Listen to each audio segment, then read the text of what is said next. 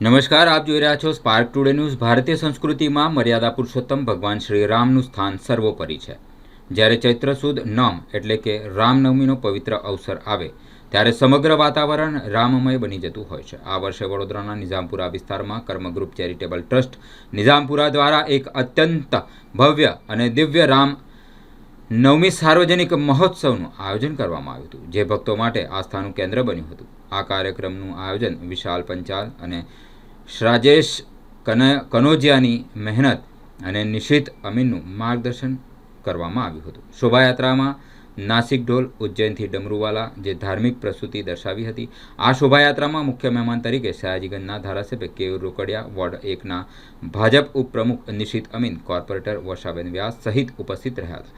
આ શોભાયાત્રામાં રામાકાકા ડેરીથી છાણી કેનાલ, મહાકાળી માતાનું મંદિર, સૈનિક છાત્રાલય અને મહેસાણા સર્કલ, ભગવા ચોક અને નિઝામપુરા ટેસ્ટી વડાપાવ અને અંતે નિઝામપુરા ચોકડી પર નીકળી હતી। સાથે જ કર્મ ગ્રુપ ચેરિટેબલ ટ્રસ્ટ દ્વારા આયોજિત આ મહોત્સવનો મુખ્ય હેતુ જનસેવા એ જ પ્રભુ સેવા અને રામ રાજ્યની પરિકલ્પનાને સાર્થક કરવાનો છે।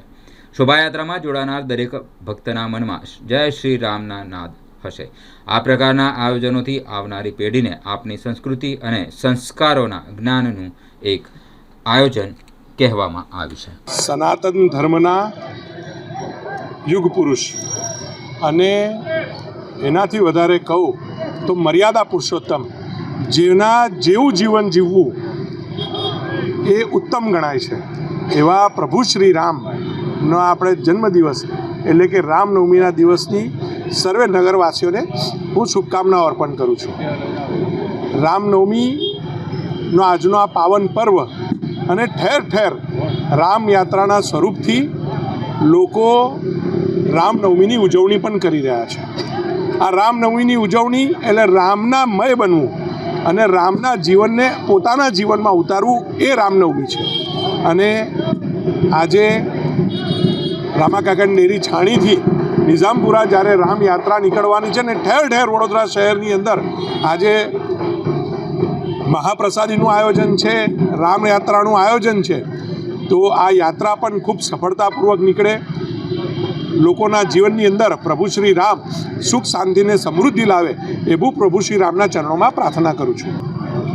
કર્મ ગ્રુપ ચેરિટેબલ ટ્રસ્ટ છેલ્લા 5-7 વર્ષથી સ્પોટ ઉપર અને નાની મોટી યાત્રા કરી અને આપણે રામનવમીની ઉજવણી કરતા હતા। આ વખતે થોડો રૂટ લાંબો કરી અને મોટું એવું આયોજન કર્યું છે કે ભાઈ જે આખા રામનવમીની આપણે યાત્રામાં જે શોભાયાત્રા કાઢી રહ્યા છે એ સારો એવો ભક્તોને દર્શનનો લાભ મળે અને ધર્મની જાગૃતતા થાય એવી રીતે આપણે યોજના બનાવેલી છે। વિશાલ પંચાલ, કર્મ ગ્રુપ ચેરિટેબલ ટ્રસ્ટ।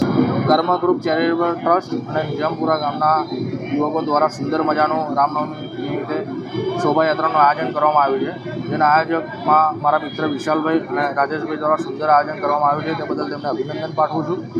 અને દરેક હિન્દુ ભક્તમાં એક જાગૃતતાનું ઉત્પાદન થાય એની માટે આજે જે આ ભવ્ય આયોજન કર્યું છે એમાં ખૂબ મોટી સંખ્યામાં હિન્દુ ભક્તો જોડાયા છે, તે બદલ દરેક ભક્તોનો પણ આભાર વ્યક્ત કરીએ છીએ। અને આ યાત્રાનું આયોજન છાણી ગામથી પ્રસ્થાન કર્યું તો નિઝામપુરાથી લઈને ફતેગંજ લગી જશે અને ખૂબ મોટી સંખ્યામાં લોકો જોડાશે તેવી અમને આશા છે। જય હિન્દ, જય ભારત।